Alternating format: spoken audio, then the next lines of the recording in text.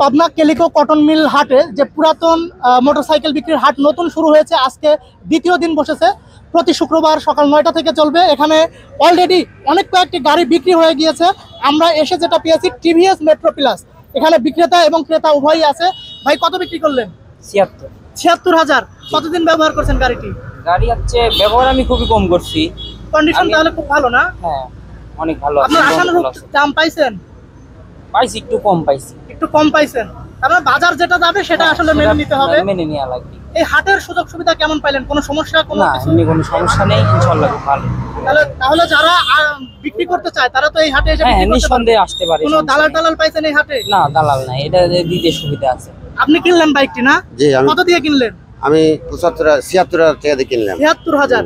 মানে কেমন হলো? আপনার বাজেটটা কেমন ছিল আর আশানুরূপ কি সেই দামে কিনতে পারছেন? আসলে আমার বাজেটটা ছিল একটু কমই, তারপরেও মানে কিছু টাকা বেশি লাগলে 5-6 দেখে হাজার শুনে টাকা। পছন্দ হয়েছে গাড়িটা নাকি? হ্যাঁ, দেখে শুনে পছন্দ আছে। তারপরেও আর একটা কথা কই দর্শকের সামনে, এই কেলিকো কটন মিলের হাটে আপনারা আসবেন, অনেক নিরাপদ এবং অনেক কম সাশ্রয় দামে আপনারা এই গাড়ি কিনতে পারবেন ইনশাআল্লাহ। এই গাড়িটা এটা আমি আশা করি। আপনি চালানোর জন্য কিনলেন? না, আমার ছেলে চালাবে, আমি মাঝে সাথে। ছেলে আসছে? হ্যাঁ জি। কই ছেলে কই? কই ছেলে কই? গাড়িটি যে চালাবে?